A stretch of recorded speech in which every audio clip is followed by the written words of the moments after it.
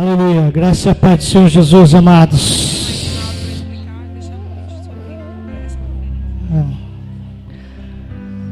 Aleluia. Seja bem-vindo à conferência Despertando para o Reino, amém? Pastor Edinaldo, nosso amigo, nos propôs para trazer essa conferência aqui para Garanhuns, e na hora eu senti de Deus de lançar a proposta de casarmos com a conferência que fazemos sempre nessa data do feriado de carnaval. E aí ele aceitou. Então, glória a Deus.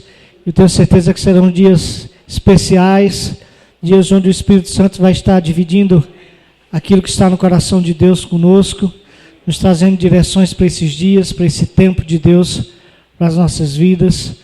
E é uma responsabilidade estar abrindo a conferência aqui com a palavra, né? Sempre é uma responsabilidade quando nós subimos aqui. Já há um tempo que subir nesse púlpito aqui não é fácil, né? Porque, pastor Edinaldo, nosso povo não está acostumado mais com leite, não. E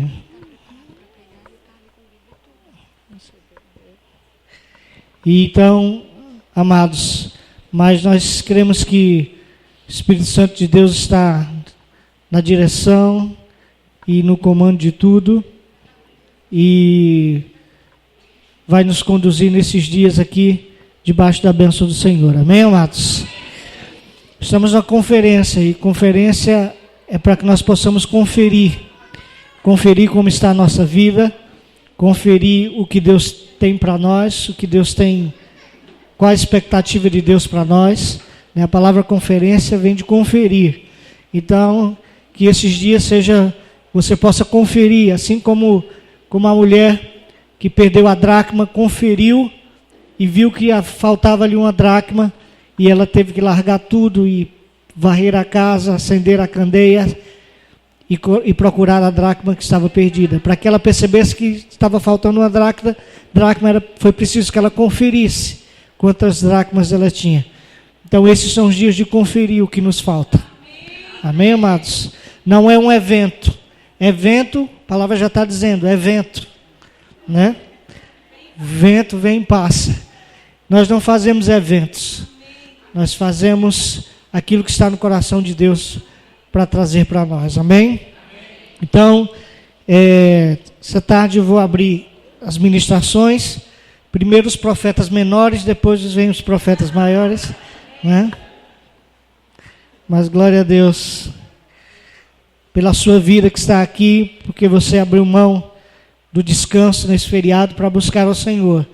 Nós estamos vivendo uma geração de sedentos por Deus, e isso alegra o coração do Pai, e eu tenho certeza que o Espírito Santo de Deus vai se dispor da sua disponibilidade de estar aqui nesses dias e estar buscando Ele, porque a palavra de Deus diz: buscar-me-eis e me achareis quando me buscares de todo o vosso.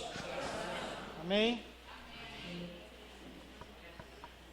Glória a Deus, então. Aleluia. Queria que você abrisse sua Bíblia no livro de 1 Crônicas, capítulo 21.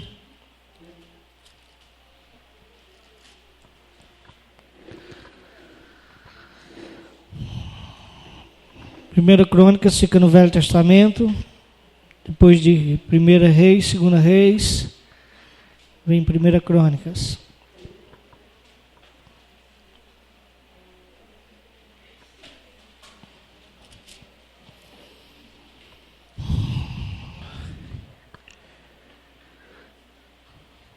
Nós vamos ler o capítulo inteiro. Eu sei que os irmãos estão acostumados a ler bastante em casa a Bíblia, amém, amados? Amém. Glória a Deus. Então ninguém vai se cansar não aqui. 1 Crônicas, capítulo 21.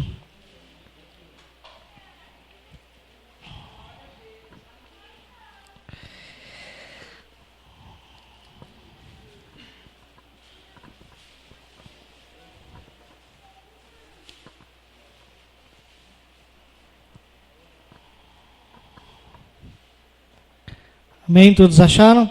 Posso ler?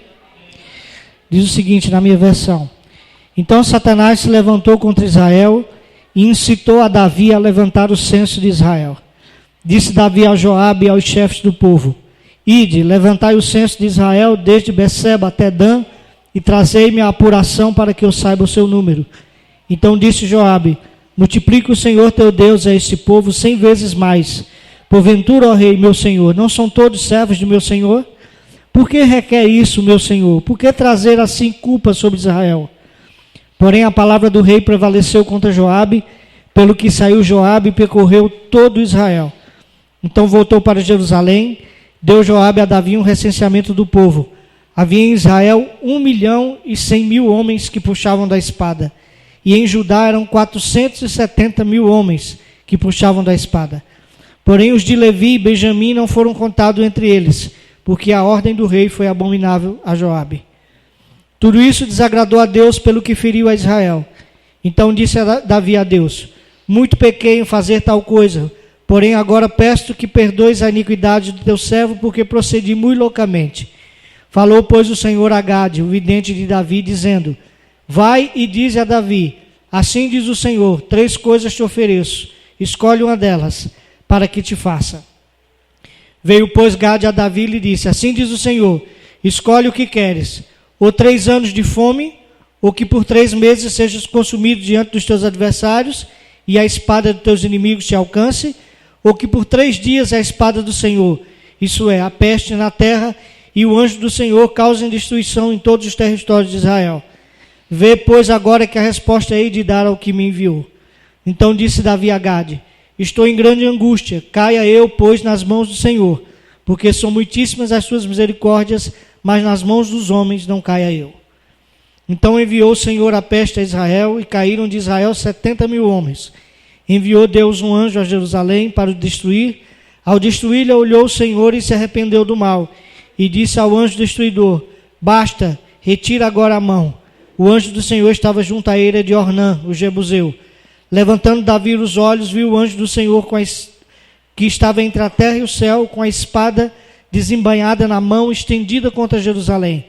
Então Davi e os anciãos, cobertos de panos de saco, se prostraram com o rosto em terra.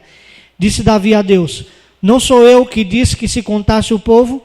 Eu é que pequei, eu é que fiz muito mal. Porém estas ovelhas que fizeram? Ah, Senhor meu Deus, seja pois a tua mão contra mim e contra a casa do meu pai, e não para castigo do teu povo. Então o anjo do Senhor disse a Gade que mandasse Davi subir para levantar um altar ao Senhor na eira de Ornã, Jebuseu. Subiu, pois, Davi, segundo a palavra de Gade, que falara em nome do Senhor. Virando-se Ornã, viu o anjo, e esconderam-se seus 4 filhos que estavam com ele. Ora, Ornã estava debulhando trigo. Quando Davi vinha chegando a Ornã, este olhou e o viu, e saindo da eira se inclinou diante de Davi com o rosto em terra. Disse Davi a Ornã: Dá-me este lugar da eira, a fim de edificar nele um altar ao Senhor, para que cesse a praga de sobre o povo. Dá-mo pelo seu devido valor. Então disse Ornã a Davi: Tome o rei, meu senhor, para si, e faça dela o que bem lhe parecer. Eis que dou os bois para o holocausto, e os trilhos para a lenha, e o trigo para a oferta de manjares. Dou tudo.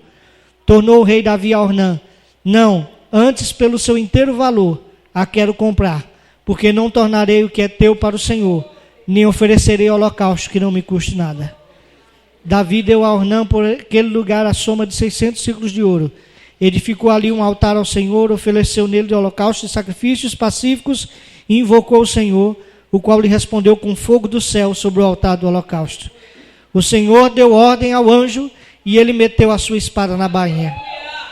Vendo Davi naquele mesmo tempo que o Senhor lhe respondera na eira de Ornã, o Jebuseu sacrificou ali, porque o tabernáculo do Senhor que Moisés fizeram no deserto e o altar do holocausto estavam naquele tempo no alto de Gibeão. Davi não podia ir até lá para consultar a Deus, porque estava atemorizado por causa da espada do anjo do Senhor. Amém, amados? Vamos orar ao Senhor.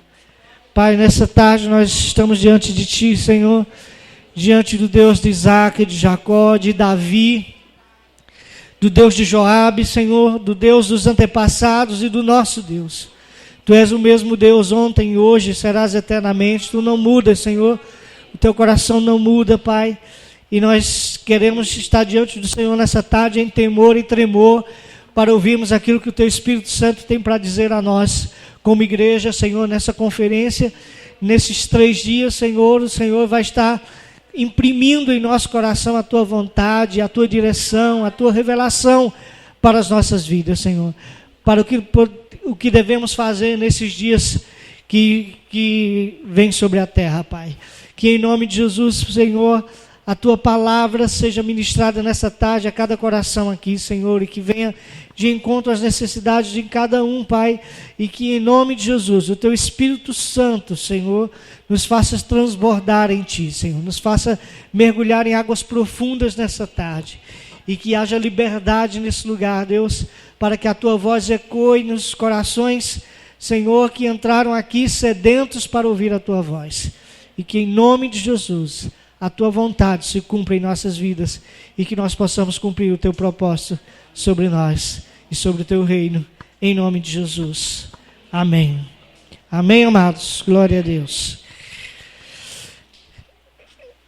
Ultimamente tem se falado bastante sobre o reino, e nós entendemos que não é simplesmente um modismo ou uma onda, mas nós entendemos que é uma direção que o Espírito Santo tem dado para a sua igreja, a buscar entender o reino de Deus. E essa pregação sobre o reino, essa palavra sobre o reino, nada mais é do que nos fazer voltar ao princípio, aos primórdios, onde o evangelho do reino foi pregado por Jesus e pelos seus discípulos. Nós, como igreja, nós temos sido chamados a voltar à essência do evangelho do reino. Nós temos sido convocados a voltar às verdades do princípio. Livre de religiosidade, livre de dogmas humanos, livre de ranço religioso, livre de doutrinas que foram criadas para suprir a vaidade humana ou para atender as demandas das estruturas humanas que foram criadas em torno da igreja. Então, amados, esses são dias em que nós vamos falar sobre o reino de Deus. O Edinaldo e depois o Leandro Vieira, eles têm se aprofundado mais sobre o assunto, vão trazer coisas mais profundas, mas eu estive meditando nessa palavra essa semana. Semana passada eu vi um homem de Deus pregando nesse texto, eu não copiei a mensagem dele, mas eu fui levado a meditar nesse capítulo aqui, e Deus falou ao meu coração em relação a esse texto aqui. E nós vemos aqui o rei Davi no auge do seu reino. O rei Davi, no capítulo 18, 2 capítulos antes, fala sobre as guerras de Davi, sobre as conquistas de Davi. Davi foi um rei poderoso, ele trouxe uma reforma social, econômica, criou um exército, ele estabeleceu Jerusalém como a capital do reino de Israel, ele restabeleceu o culto ao Senhor, ele restabeleceu o tabernáculo de Moisés, que havia sido abandonado, e ele reformulou o culto a Deus ali naquele tabernáculo. Ele introduziu o louvor e a adoração 24 horas por dia. Ele foi um homem à frente do seu tempo, Davi. Ele foi um revolucionário, ele foi um rei segundo o coração de Deus realmente. Mas nada disso impediu de Davi cometer alguns deslizes, de Davi dar uma pisada fora. E a palavra de Deus, ela conta exatamente a fraqueza não só de Davi, como de muitos homens. E isso é o que me fascina na palavra de Deus. Estávamos fazendo uma visita a Renata e Alexandre esses dias, e eu estava falando isso, que exatamente isso é o que me fascina na palavra de Deus, que Deus não escondeu as fraquezas dos grandes homens que estão na Bíblia. Deus poderia ter colocado somente os grandes feitos e o lado positivo dos homens na Bíblia, não é verdade? Mas Deus, ele fez questão de colocar também as fraquezas e os momentos de erro dos homens de Deus. O Davi era um homem segundo o coração de Deus, mas nós encontramos erros tremendos na vida de Davi, pecados terríveis na vida de Davi, mas isso Deus permitiu que fosse colocado na palavra de Deus para mostrar que eles não eram super-homens, que eles não eram perfeitos, que eles eram homens iguais a nós, que eles tinham as mesmas limitações, que eram falhos e fracos como nós. Mas a graça e a misericórdia de Deus estava sobre eles, e mediante o arrependimento de cada um deles, Deus pôde cumprir o seu propósito na vida deles. Amém, amados? E nós vemos aqui um momento de fraqueza de Davi. Davi, de repente, sentado no seu trono, ele quis fazer um recenseamento. Para nós parece uma bobagem isso. Não, Davi quis contar quantos soldados tinha. Mas para Deus, ele sonda a motivação do nosso coração, não só as nossas ações, mas Deus, ele sonda principalmente as motivações. Qual a motivação que Davi tinha de fazer aquele recenseamento? Davi, diante daqueles números, e eram números impressionantes, tinha 1.100.000 homens armados em Israel e 470.000 homens em Judá, isso sem contar as tribos de Levi e de Benjamim. Era um exército poderoso, era um exército tremendo. E com base nesses números, Davi poderia ser tentado a confiar na sua força bélica, no seu exército, no número de soldados que ele tinha, e não depender do poder de Deus e da ação de Deus. Então, amados, cuidado nas motivações do seu coração, porque Deus, ele sonda o seu coração e ele conhece cada um. E entendo aqui que Davi, de repente, parou de ouvir Deus. O adorador, o rei, o homem segundo o coração de Deus, o rei, sacerdote, profeta, ele parou de ouvir Deus para ouvir o seu coração. E aí onde começa a derrocada de cada homem, de cada mulher que serve ao Senhor. Quando paramos de ouvir a Deus, saímos do propósito dele e passamos a viver a nossa própria direção. Davi, ele de repente, ele obstinou-se naquele objetivo pessoal. E ele decidiu fazer aquele recenseamento. E ele não buscou a Deus, ele não buscou a direção de Deus, ele não buscou ouvir qual era a opinião de Deus, né? E quando nós estamos obstinados, nós ignoramos conselhos. E nós vivemos uma geração obstinada que ignora conselhos. No versículo 3 e 4, Joabe, que era o chefe do exército de Davi, ele tentou persuadir a Davi a não fazer aquilo. Ele disse: Davi, por que requer isso, meu senhor? Por que trazer assim culpa sobre Israel? Mas o versículo 4 diz que a palavra do rei Davi prevaleceu contra a de Joabe. Davi estava obstinado, e quando nós colocamos o nosso coração acima da direção de Deus, nós nos tornamos assim. E nós vivemos numa geração que ignora conselhos. Numa geração que acha que é dona do próprio nariz, que acha que sabe o que é certo, que acha que sabe para onde vai melhor do que ninguém. Nunca foi tão difícil pastorear como nos tempos de hoje. Nunca foi tão difícil aconselhar, nunca foi tão difícil discipular pessoas. Porque nós vivemos uma geração obstinada, que não quer ouvir conselhos, que é dona do seu próprio nariz, que usou a palavra liberdade como um senso de independência que é mais maléfica do que benéfico. E quando o homem ele acha que sabe das coisas, ele começa a cavar a sua própria cova. Quando o homem ele acha que é sábio demais, então ele se torna louco. E se tem uma coisa que nós não podemos abrir mão na nossa vida cristã e na nossa vida pessoal, é da dependência de Deus. É de depender de Deus. Quando o homem para de ouvir a direção e a opinião de Deus, ele está caminhando para o abismo. Quando o homem ignora os conselhos da palavra de Deus e de pessoas que Deus coloca no seu caminho ou ao seu lado, seus dias estão contados. Amados, nós precisamos abrir os nossos ouvidos para ouvir a voz de Deus. Não para ouvir o nosso coração, não para ouvir a nossa alma, mas para ouvir a voz de Deus e a direção do Senhor para as nossas vidas. Existe um propósito de Deus para você. Você foi criado e foi salvo, não simplesmente para fugir do inferno e ir para o céu, Mas existe uma obra muito maior que Deus quer que você realize. Deus quer que você estabeleça o seu reino na terra, a sua justiça e a sua vontade. E nada que você sonhe, nada que você se ocupe pode ser mais importante do que essa tarefa que Deus tem para você.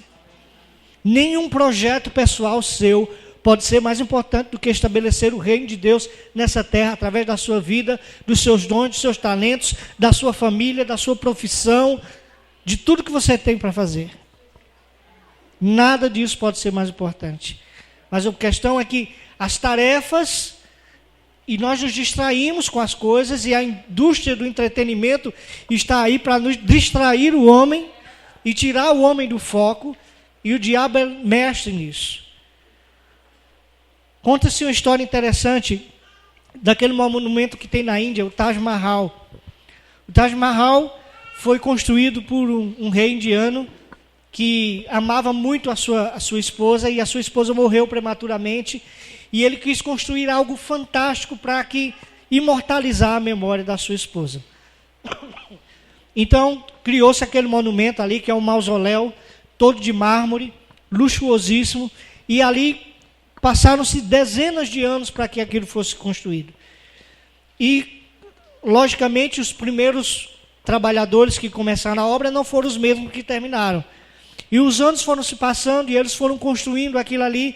E quando estava próximo de terminar aquilo ali, próximo já de concluir a obra, um dos trabalhadores chegou lá no centro da construção e encontrou uma caixa lá, jogada lá.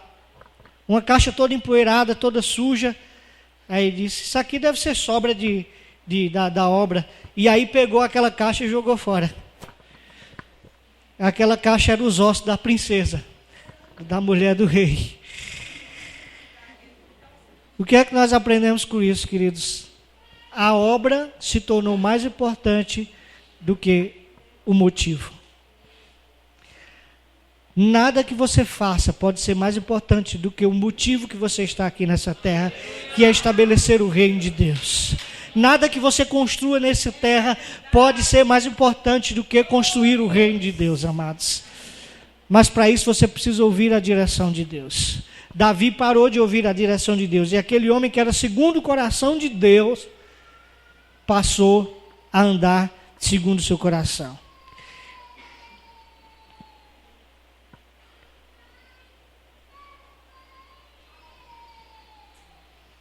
Nós gastamos tempo e energia tentando construir o nosso reino.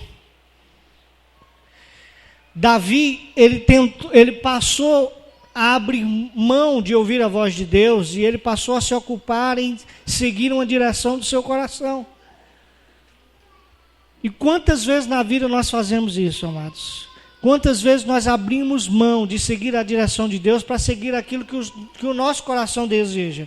Para seguir aquilo que para nós é mais cômodo, que para nós é mais aceitável, que para nós é mais agradável.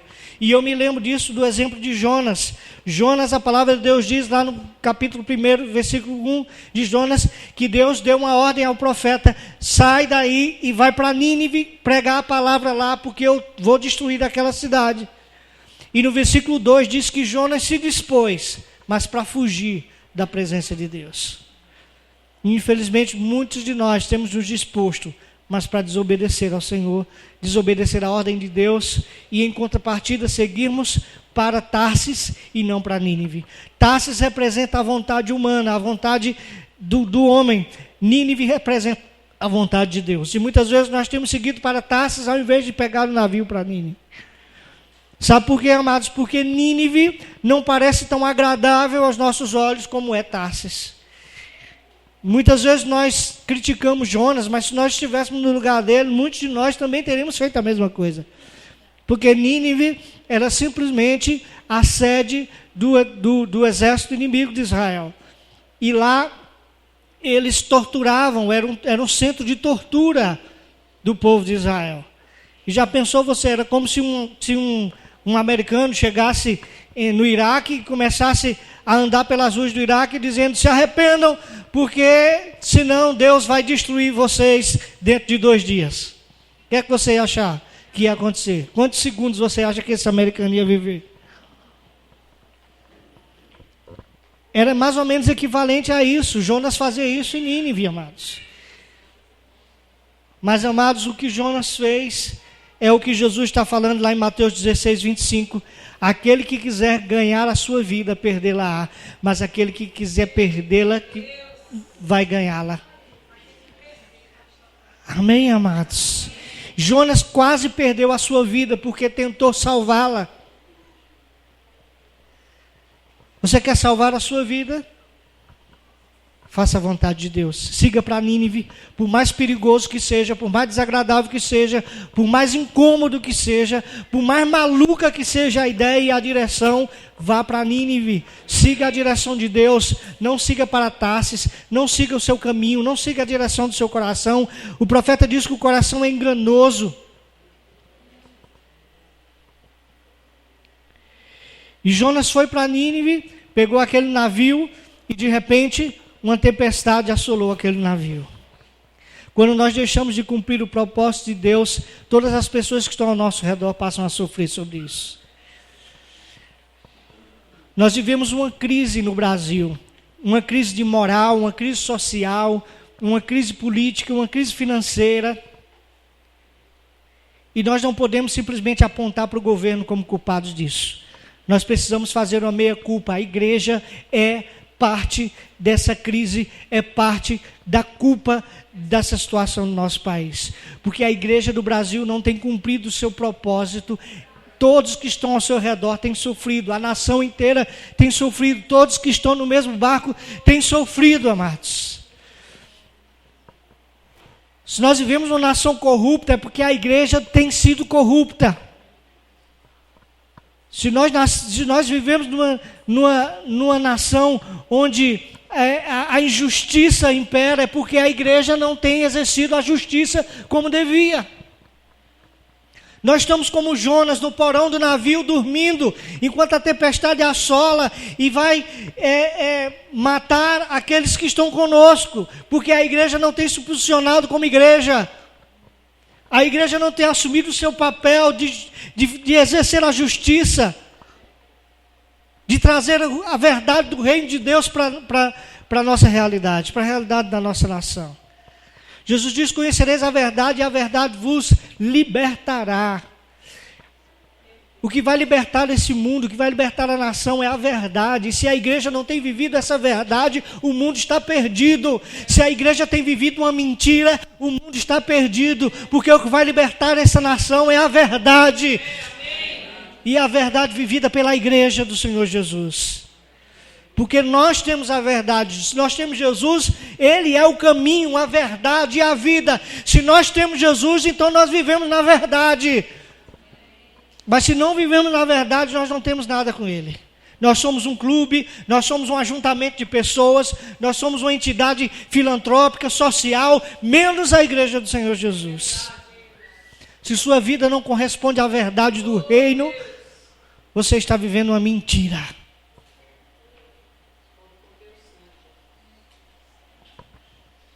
Então, amado, Jonas estava ali naquele navio e de repente as pessoas desceram até lá e perceberam que aquele elemento estranho estava ali e de alguma maneira talvez ele fizesse parte daquela tormenta que estava acometendo eles ali. E o que aconteceu? Eles chegaram lá e disseram: declara-nos agora por causa de quem nos sobreveio esse mal. Que ocupação é a tua? De onde vens? Qual a tua terra?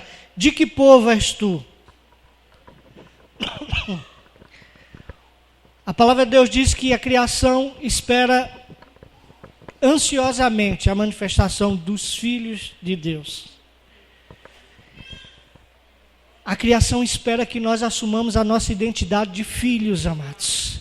A nossa identidade de profetas. Que saiamos do nosso sono, que saiamos do nosso esconderijo nos porões do navio, chamado estrutura eclesiástica, e assumamos o nosso papel de profeta, assumamos o nosso erro, assumamos a nossa culpa.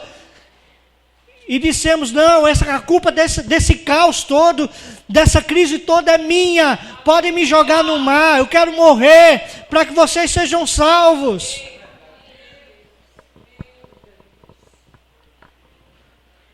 E foi isso que Jonas fez. E quando nós decidimos morrer, então Deus restabelece o seu propósito sobre as nossas vidas. Foi assim com Sansão. A palavra de Deus diz que Sansão foi ungido no ventre da mãe dele. Se eu não me engano, só Sansão e João Batista são falados sobre isso. Foram ungidos no ventre da mãe. Sansão foi ungido no ventre da mãe. Sansão foi um profeta de Deus. Sansão fez proezas incríveis na força e na unção do Senhor. Mas o que aconteceu? Sansão deixou que o seu coração dominasse a sua vida e fugiu do propósito de Deus. Fugiu para daquilo que ele tinha nascido. Mas a palavra de Deus diz que lá no final Deus teve misericórdia de Sansão. E quando Sansão está ali com os olhos furados, porque isso é o processo daquele que foge do propósito de Deus para a sua vida. Primeiro, ele foi acorrentado, ele foi preso. Você se torna amarrado pelo seu pecado e pela sua obstinação, pelo seu orgulho e pela sua dureza de coração. Depois cegaram-lhe os olhos. Você perde a visão espiritual. Você perde de enxergar as coisas como Deus enxerga e passa a enxergar as coisas simplesmente pela ótica humana. Em terceiro lugar, ele passou a mover o moinho que moía o trigo dos filisteus. O último estágio do homem que foge do propósito de Deus é trabalhar para o diabo. É produzir para o inimigo. Foi isso que aconteceu com Sansão. Mas a misericórdia de Deus foi tremenda sobre a vida de Sansão, e aquele versículo é um dos versículos que mais me impressiona, que diz que quando Sansão estava lá no cárcere, movendo aquele moinho, naquela situação desesperadora, o cabelo de Sansão voltou a crescer. Amém, amados? Deus quer fazer o teu cabelo voltar a crescer, queridos.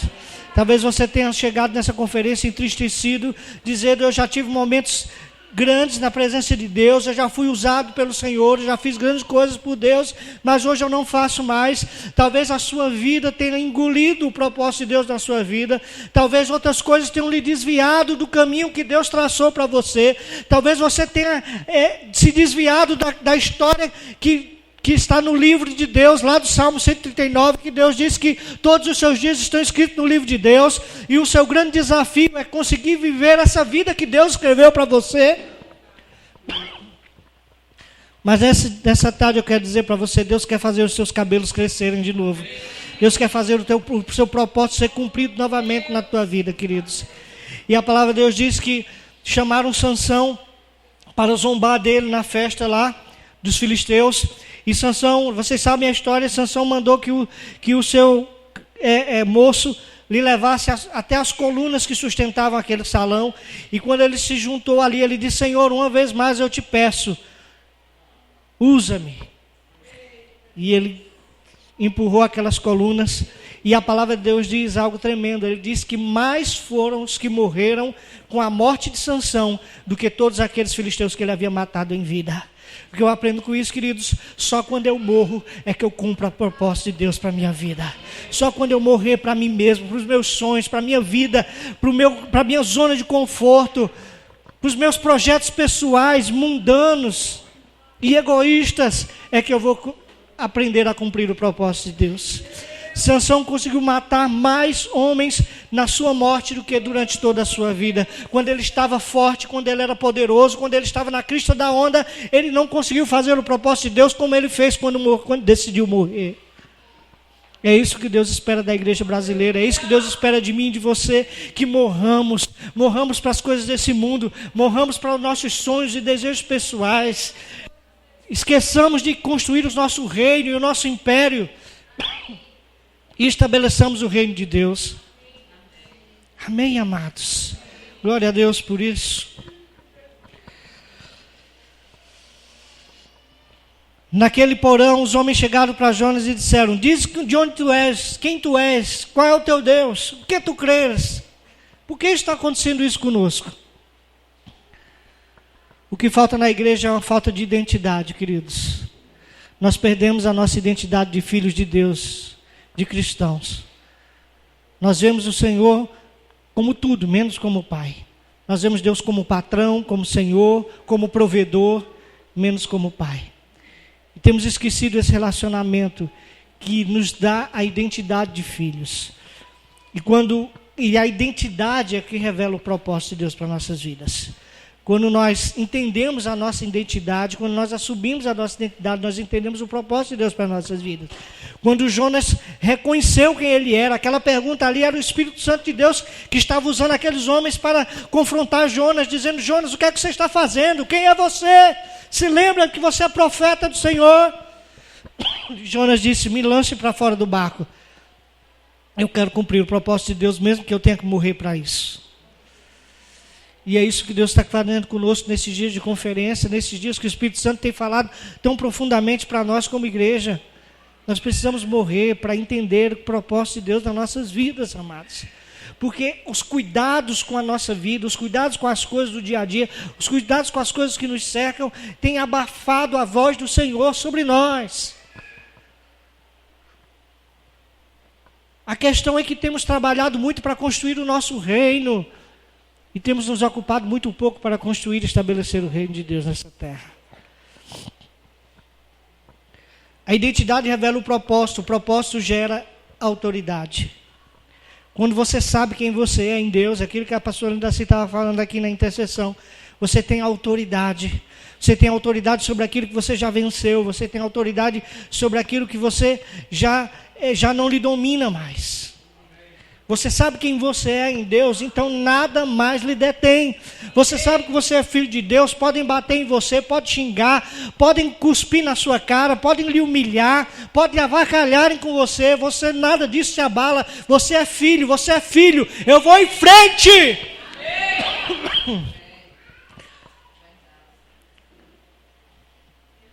Se a enfermidade bater na minha porta, se faltar o dinheiro, se a feira acabar, nada disso vai me abalar. Eu sou filho, eu sei em quem confio, eu sei a quem tenho crido. E eu sei que o meu Deus, Ele não me desamparará e não me deixará jamais, porque Ele é meu Pai e eu sou seu filho amado. E nada que eu faça nessa vida vai me tirar isso. Vai me fazer Ele amar menos. Ele me ama e ponto final.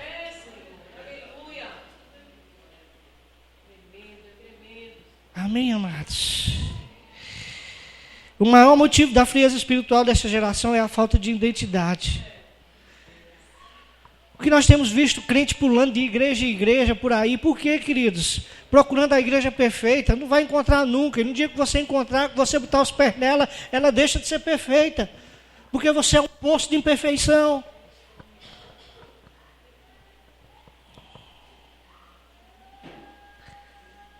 Você tem que entender a sua identidade em Deus e o propósito de Deus para a sua vida. Você precisa entender que você foi colocado na igreja não para ser servido por ela, mas para servir através dela.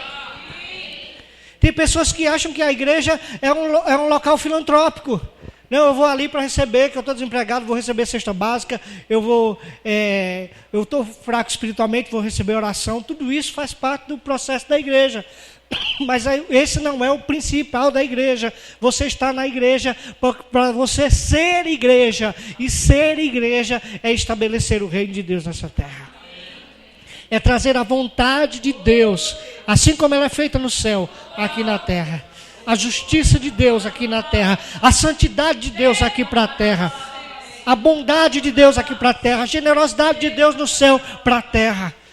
É trazer a realidade do céu para a terra, como a oração de Jesus: seja feita a tua vontade, assim como ela é feita no céu, seja feita aqui na terra. Esse é o maior papel principal da igreja, queridos. A igreja não é um lugar de autoajuda. A igreja não é simplesmente um hospital para doentes. A igreja é um caverna de Adulão, queridos. Onde você chega endividado, amargurado de espírito, apertado, em aperto, e você sai como um valente de Davi, como um valente do rei. Você é treinado não para viver a vida como um coitadinho, não para ser provido a vida inteira, mas para você ser um provedor. Amém? Deus não só dá pão para os seus filhos, Ele dá semente, porque a semente você planta e você colhe, e você não passa a ser simplesmente provido, mas você passa a ser provedor. Agora, se você quiser ser provedor, você vai passar a vida toda procurando campanhas, venha, me abençoe.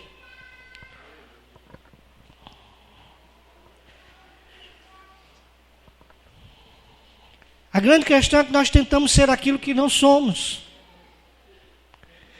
Tentamos viver uma vida que não é nossa vida. Tentamos construir algo que não é incumbência nossa. Nós perdemos o motivo, estamos jogando os ossos fora, quando aquilo ali era o motivo de tudo aquilo que nós temos construído à volta.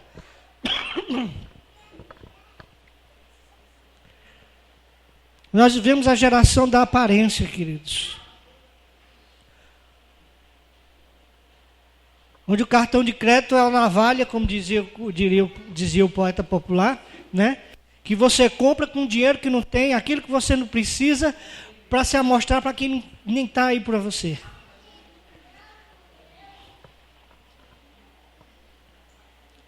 Nós vivemos a geração da aparência. Nunca se gastou tanto com cirurgias plásticas. Nunca se gastou tanto com implantes de silicone e outras coisas para melhorar a aparência exterior. A aparência. Quando nós temos que fazer um transplante do interior, um transplante de coração, onde nossa alma é que tem que ser cirurgiada.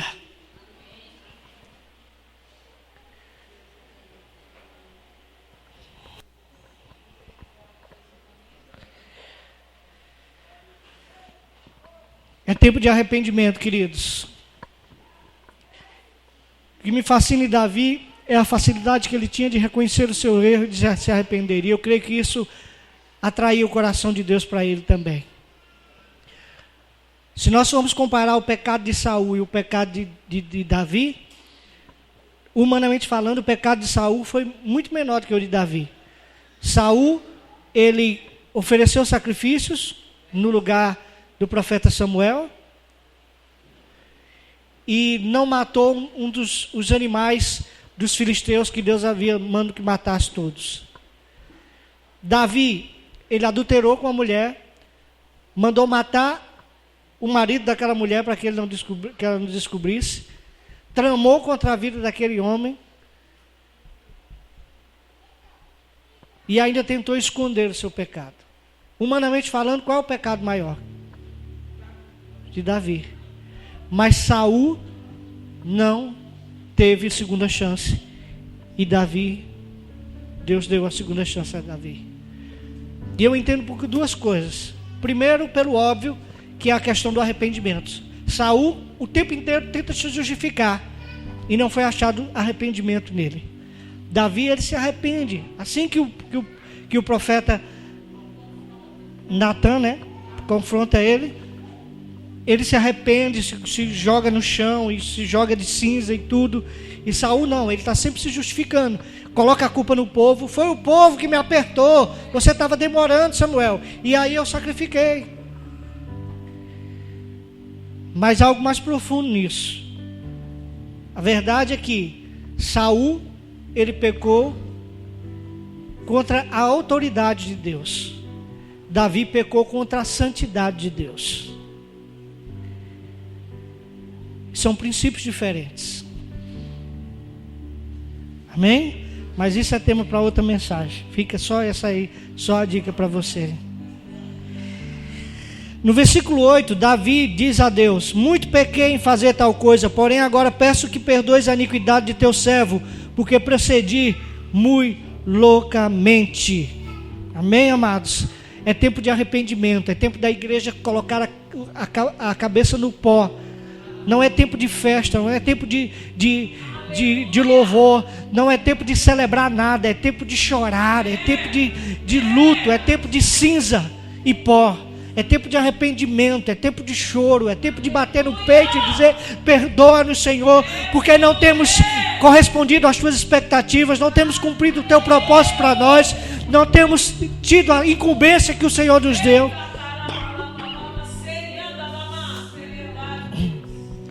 É tempo de trocar as nossas vestes de louvor por vestes de luto. E chorar e prantear entre o pórtico e o altar. É tempo de reconhecer que nós não temos sido aquilo que fomos chamados para ser.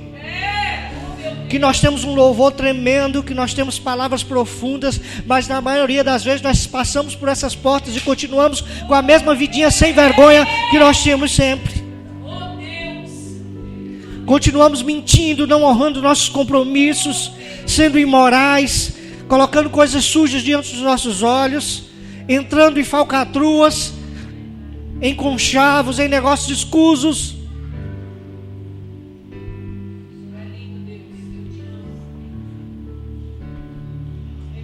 A igreja do Senhor Jesus só achará misericórdia diante do Senhor quando ela se arrepender. Quando ela fazer uma meia-culpa e dizer, eu preciso me arrepender. Enquanto nós deixarmos de contar os nossos números, de contar os números dos nossos exércitos, de quantos membros nós temos,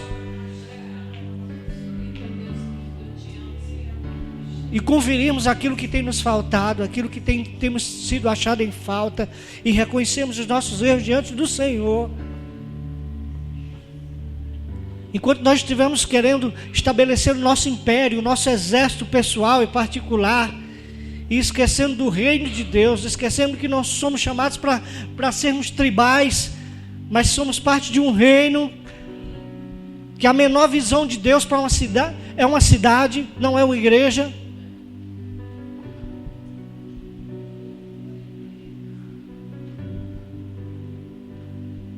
Como deixarmos de lado o nosso orgulho espiritual, o nosso orgulho denominacional, o nosso orgulho eclesiástico, o nosso orgulho evangélico. Nós vamos ter tantas surpresas no céu, querido. Tantas surpresas no céu. Pessoas que nós achamos que não eram dignas de nenhuma hipótese de estarmos lá. Talvez você vá deparar-se com elas lá na primeira pessoa. E pessoas que tinham a aparência de tanta santidade, de tão bom, de tão santo, de tão justo, de tão perfeito que era. Você vai descobrir que ele pegou o elevador descendo.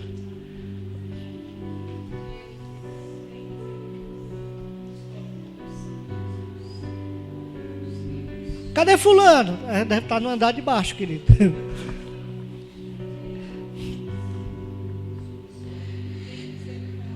Diante do arrependimento de Davi, Deus deu uma resposta a Davi. Deus sempre responde diante do nosso arrependimento. Amém? Deus, ele responde respostas. Quando eu respondo, ele me responde. Davi respondeu a Deus e disse: Deus, eu sou o culpado. O que eu faço agora para me redimir, para que eu aplaque a tua ira?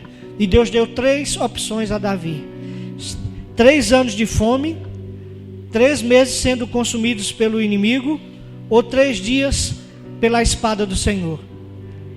E o adorador conhece o coração de Deus e a sua misericórdia. Davi disse: Senhor, eu prefiro cair na tua mão do que nas mãos dos homens, porque eu conheço a tua misericórdia. O adorador, ele sabe onde encontrar refúgio, ele sabe onde encontrar restauração, ele sabe onde encontrar reconciliação, ele sabe onde encontrar renovo, ele sabe onde recomeçar. É no coração daquele Deus misericordioso, porque o adorador, ele compartilha do coração de Deus. E Davi, ele sabia que Deus era misericordioso, que Deus, ele não resiste a um coração quebrantado e contrito.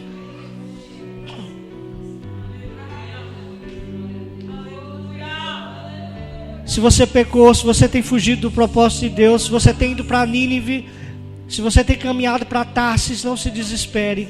Existe um lugar para você no coração de Deus. Existe um coração misericordioso esperando você de braços abertos para trazer de volta a praia de Nínive. Nem que para isso seja preciso você passar 3 dias no ventre de um peixe. Nem que seja preciso você fazer uma oração mais esdrúxula possível, dentro do fundo do mar, dentro da barriga do peixe. Jonas orou ao Senhor.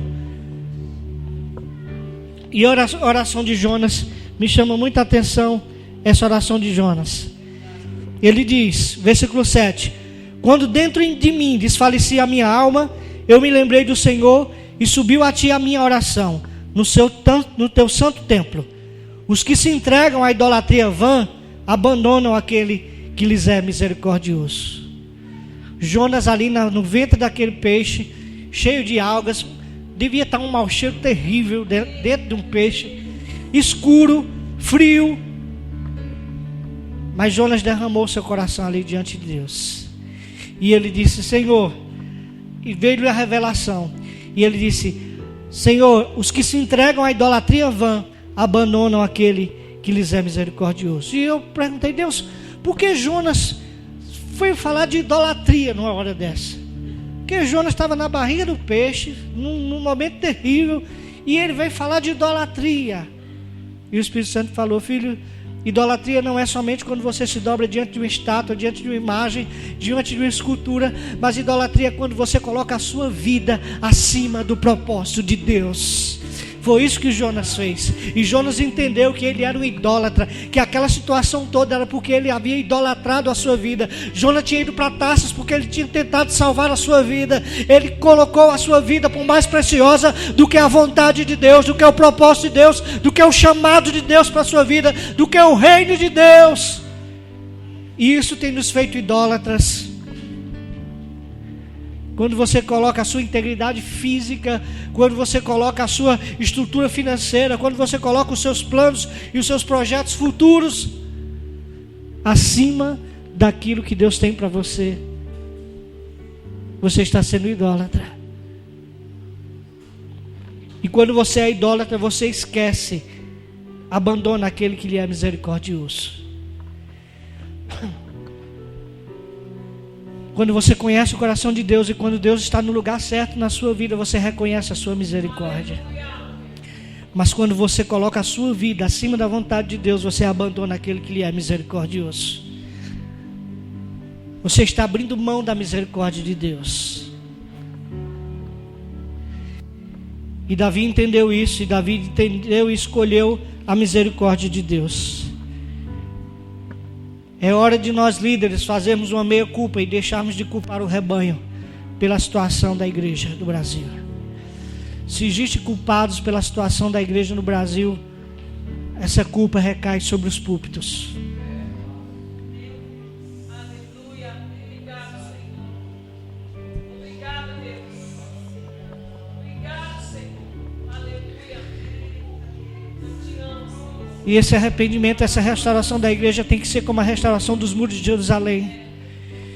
Neemias, quando convocou o povo para restaurar os muros de Jerusalém, ele começou a partir da frente da casa do sacerdote.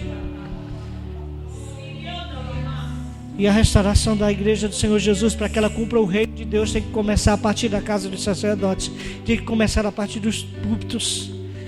E nós sabemos que peso há nisso, né, Edinaldo? Chegou, querido, chegou aquela época de dizer: não olhem para mim, olhem para Jesus. Eu sou falho, humano, olhem para Jesus. Não, Deus está levantando profetas que dizem: olhem para mim, olhem para a minha vida. Eu sou referencial para você, eu sou exemplo para a sua vida. Sede meus imitadores, assim como eu sou de Cristo, como dizia o apóstolo Paulo. Chega de nos acovardar nessa desculpa mesquinha de dizer: não olhe para mim não, olhe para Jesus. É muito fácil esconder nisso.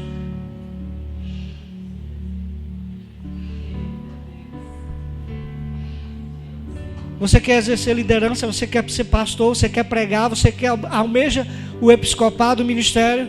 Excelente coisa você almeja, querido. Não tem coisa melhor na vida do que fazer. Eu não trocaria isso aqui por nada nesse mundo. Nem pela gerência de uma grande multinacional, ganhando milhões, ganhando 10, 50 vezes mais do que eu ganho hoje. Porque apesar de todas as angústias, de todas as decepções, de todo o choro, não se compara com a alegria, o prazer e a satisfação de você deitar a cabeça no travesseiro e dizer: eu estou cumprindo o propósito de Deus para a minha vida.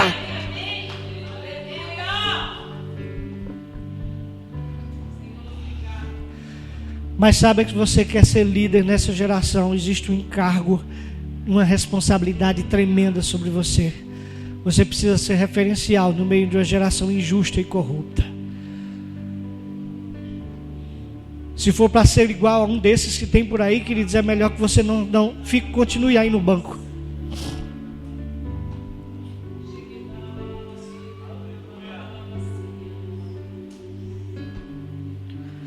Deus está procurando os homens que estejam dispostos a levantarem altares para Ele e não um trono para si mesmo. No versículo 18 diz que então o anjo do Senhor disse a Gade que mandasse Davi subir para levantar um altar ao Senhor na eira de Ornã, o Jebuseu. A grande questão, queridos, é que nós, nos nossos púlpitos, nós temos muito poucos vocacionados hoje. Temos muitos oportunistas e poucos vocacionados.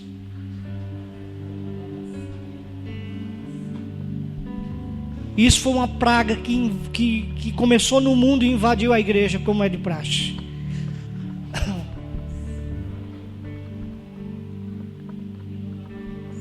Na política, quantos vocacionados nós temos na política ali?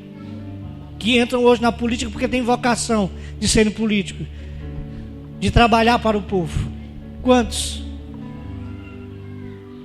Muito poucos. E aqueles que entram não aguentam, não suportam e tem que sair.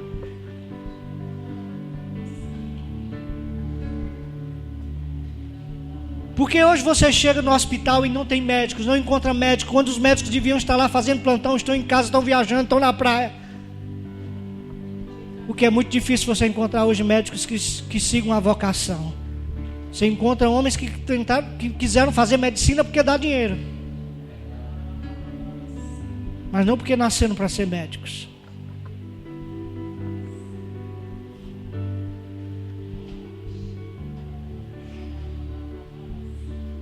Por que você acha que é mais fácil achar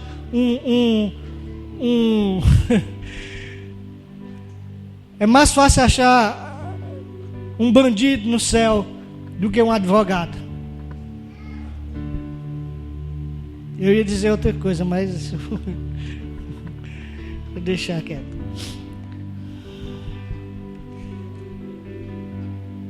Porque hoje se faz direito, a grande maioria faz direito hoje não para exercer a justiça, não para exercer o direito, mas para se locupletar da profissão, para enriquecer ilicitamente, mentindo, fazendo conchavos. Infelizmente é isso. E essa praga entrou dentro da igreja, queridos. Quantas pessoas tentaram de tudo na vida, fizeram concurso para tudo, aí não passaram, se eu vou ser pastor. Não consegui ser nada na vida, vou ser pastor.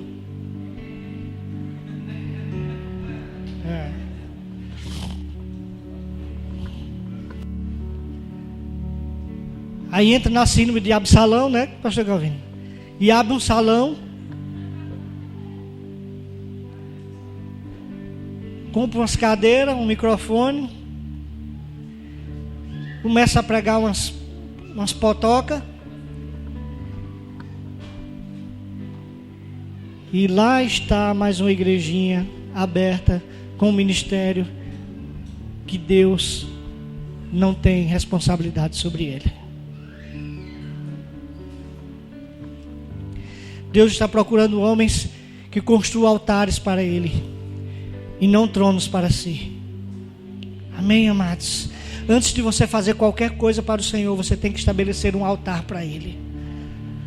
Antes de você subir no púlpito, você tem que estabelecer um altar ao Senhor dentro do seu quarto, na sua casa. Antes de você querer trabalhar com casais, com crianças, com jovens, com adolescentes, você tem que levantar um altar para o Senhor. Você tem que derramar o seu coração diante dele. Ele tem que ter você antes de ter você para os outros.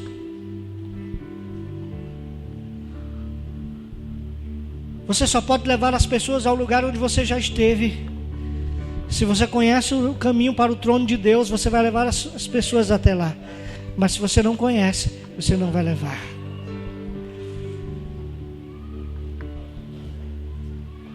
Quem quer ser um construtor de altares nessa geração? Altares ao Deus Altíssimo. Altares ao Deus onde a adoração vai fluir, onde Ele vai ser honrado, onde Ele vai ser exaltado, onde toda a glória vai ser dEle, onde o sacrifício sou eu.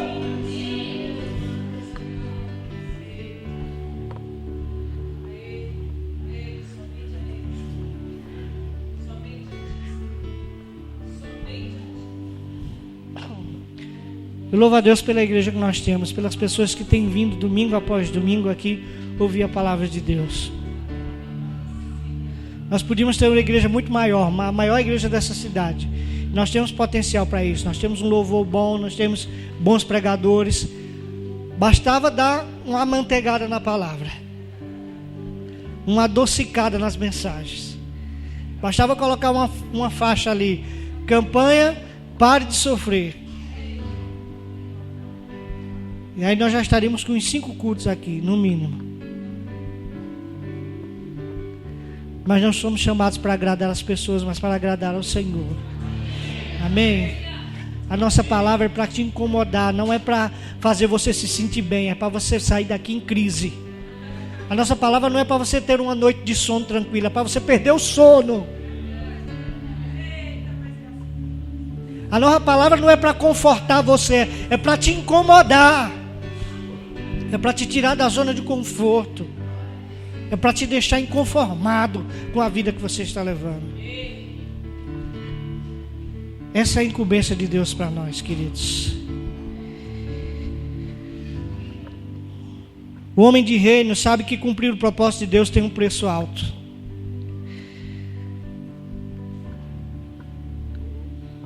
O anjo mandou que Davi elegisse um altar, e Davi foi procurar na ilha de Ornã para construir o altar, e ele fez uma proposta de compra, e Ornã disse: não, eu dou, é seu, pode fazer o que quiser aí.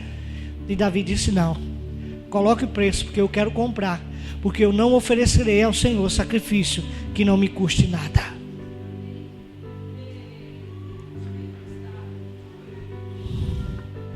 Nós fazemos parte de uma geração que exerce a lei do menor esforço.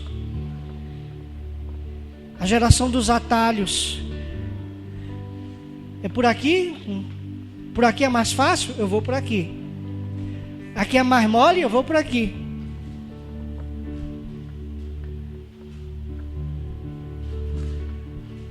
É a geração jujuba na boca de banguelo. Já viu?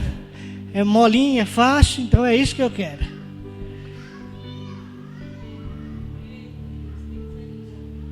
Nós não sabemos o que é pagar o preço.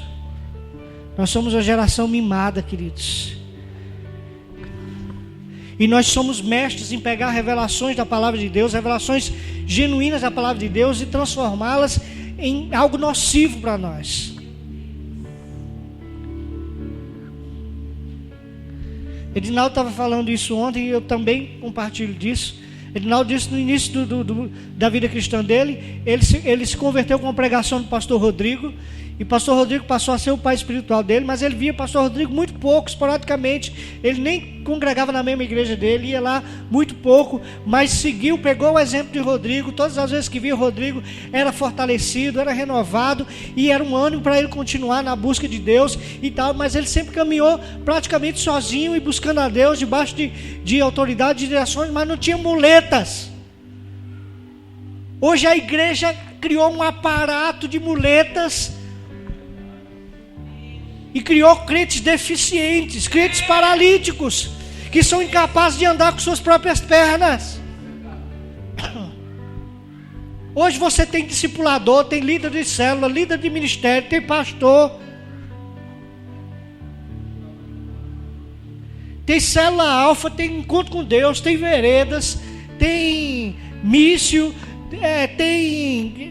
só falta ser crismado e primeira comunhão. Primeira comunhão, crisma e primeira comunhão.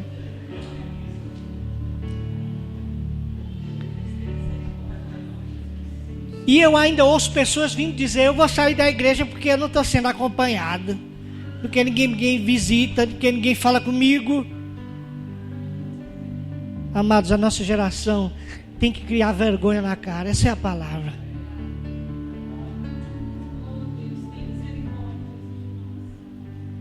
Sabe, tem que assumir os seus próprios erros, tem que ter a hombridade de reconhecer as suas deficiências e os seus erros, e não depender de muletas para caminhar no caminho de Deus. Existem igrejas no interior do sertão, na China, na África, em pessoas caminham quilômetros para ouvir a palavra de Deus. Nós temos uma igreja na porta e não vamos ainda, porque está muito frio, ou porque choveu, ou porque o culto vai terminar tarde.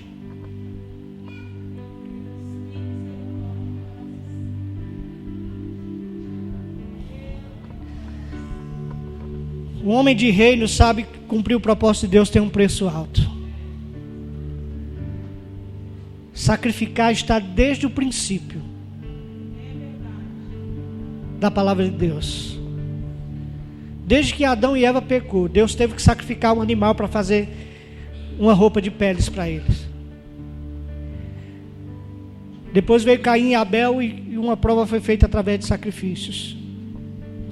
Depois veio homens que sempre sacrificavam a Deus, como Noé, Abraão, Isaac, Jacó.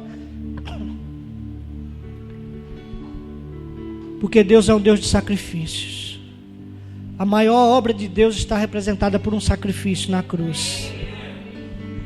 E nós somos chamados para ser a igreja do sacrifício, do sacrificar, do abrir mão. Mas isso não dá ibope, pastor. Não prega isso não, pastor. Não vai vir ninguém. Mas eu quero ser da mesma escola de marketing de Jesus. Jesus vinha uma pessoa dizer: eu quero te seguir. Ele disse: vai, vende tudo que tem, dá aos pobres e depois vem e me segue. Senhor, eu quero te seguir, vem e segue, mas eu tenho que enterrar meu pai primeiro. Deixa os mortos enterrar os seus mortos, vem e segue-me. Eu tenho que cuidar do negócio que eu vendi ali.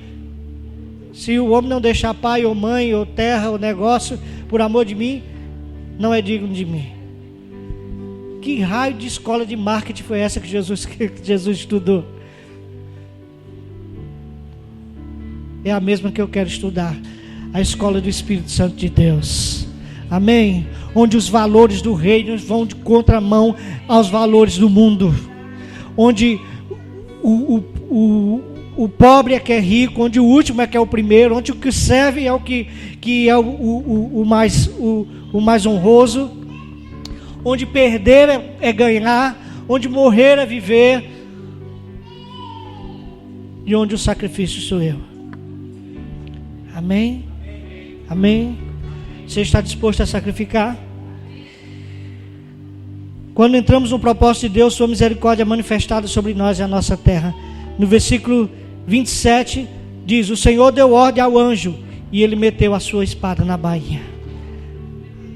Só existe uma coisa que pode aplacar a ira de Deus sobre a terra: é a adoração dos homens de reino, é a adoração da sua igreja, é o arrependimento da sua igreja, é o sacrifício no altar, é o cheiro suave do sacrifício de Deus subindo às suas narinas. Isso é capaz de fazer com que Deus dê ordem ao seu anjo para embanhar a espada. Quando a igreja do Senhor Jesus fizer seguir 2 Crônicas 7:14, se o meu povo que se chama pelo meu nome se humilhar e orar e me buscar e se converter dos seus maus caminhos, então eu ouvirei dos céus, virei e sararei a sua terra. Nós vamos mudar a história dessa nação. Mas enquanto estivermos contando quantos soldados nós temos em nossas fileiras, enquanto estivermos tentando construir o nosso reino, estabelecer o nosso trono, nós serviremos apenas de escárnio e de chacota para o mundo. Mas quando nós passamos efetivamente a estabelecer o reino de Deus e a sua justiça, então nós vamos ser a igreja que vai livrar essa nação da espada do anjo do Senhor. Amém? A partir dali, Davi passou a trabalhar para construir o templo do Senhor. Capítulo 22, versículo 1 disse Davi: aqui se levantará a casa do Senhor Deus e o altar do holocausto para Israel. Foi ali naquele lugar que Davi começou a juntar os materiais para que Salomão construísse o templo do Senhor naquele lugar. A partir daquela experiência, Davi entendeu que ele precisava trabalhar para estabelecer a casa do Senhor e não a sua casa, não o seu exército, para cumprir o propósito de Deus. Ele tinha um chamado: cumprir o propósito de Deus na terra, e foi isso que Davi fez. Por fim, Deus tem chamado homens e mulheres, geração de Baruque. O que é isso, pastor? Neemias capítulo 3, versículo 20. Esse capítulo 3 de Neemias fala sobre a reconstrução dos muros de Jerusalém. Neemias fazia parte do remanescente dos 70 anos de cativeiro de Israel na Babilônia. E quando o Império Persa derrotou a Babilônia, o rei Dario mandou que o povo de Israel voltasse para suas terras. E Esdras foi na frente, junto com Zorobabel, reconstruir o templo do Senhor. Mas Jerusalém estava em ruínas, as cidades estavam em ruínas, as portas da cidade haviam sido destruídas, tinham queimadas, tinham sido reduzidas a pó. E Neemias trabalhava na corte do rei, era copeiro do rei, e ele pediu autorização para ir até Jerusalém para reconstruir os muros daquela cidade. E chegando lá, ele convocou as pessoas que estavam ali há praticamente 100 anos, vivendo entre aqueles escombros. Em menos de 2 meses, Neemias conseguiu levantar os muros de Jerusalém, que há 100 anos aquele povo não conseguia construir. Um homem de identidade e com certeza qual é o seu propósito, ele consegue fazer a obra de Deus como ninguém. Amém, amados? Mas o que acontece, o que eu quero trazer aqui, esse capítulo 3 é um daqueles capítulos da Bíblia que é meio xarope de ler. Não tem alguns capítulos, não vamos deixar de ser religioso, não tem uns capítulos que são meio xarope de ler? Olha só um pouquinho aqui, versículo 3. Os filhos de Asená edificaram a porta do peixe, colocaram nas vigas e lhe assentaram as portas com seus ferrolhos e trancas. Ao seu lado reparou Meremote, filho de Urias, filho de Cós. Junto deste reparou Mesulão, filho de Berequias, filho de Mesezabel, a cujo lado reparou Zadok, filho de Baaná. Ao lado deles repararam os tecoitas, os seus nobres, porém não se sujeitaram ao serviço do Senhor. Então, o capítulo 3 é todo com esses nomes, massa para quem está tendo filho e quer escolher o nome do filho, né? Tem uns nomes bonitos aqui: Cós, Mesulão, Mesezabel, Zadok, Baaná. E esse capítulo são 32 versículos que traz uma lista das pessoas que trabalharam na reconstrução desses muros. Mas no versículo 20 tem algo que chama a atenção. Diz: depois dele reparou com grande ardor Baruque, filho de Zabai, outra porção, desde o ângulo do muro até a porta da casa de Elisazib, o sumo sacerdote. E eu lendo esse texto, eu disse: Senhor, por que cargas d'água? Baruque é o único personagem que o Senhor faz uma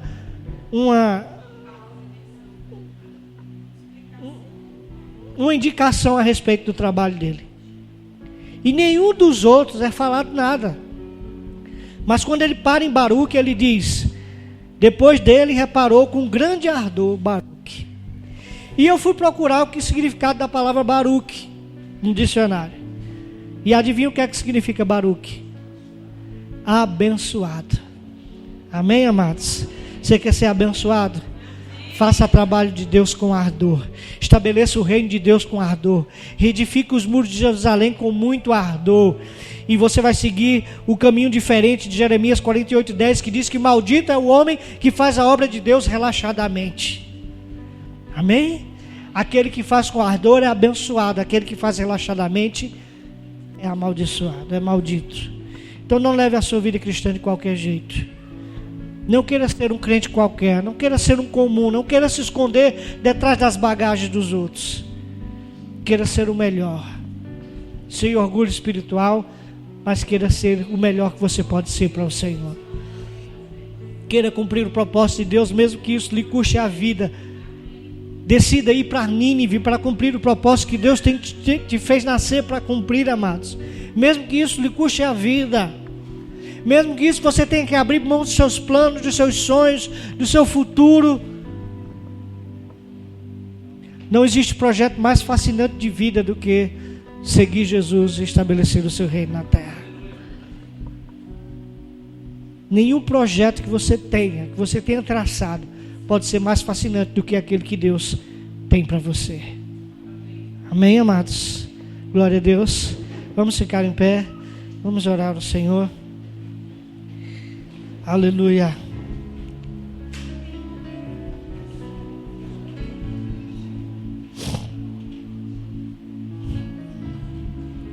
Deus está querendo levantar a geração de Baruque, que sirvam a Deus com ardor, entendendo que o reino de Deus é muito mais precioso que a sua própria vida.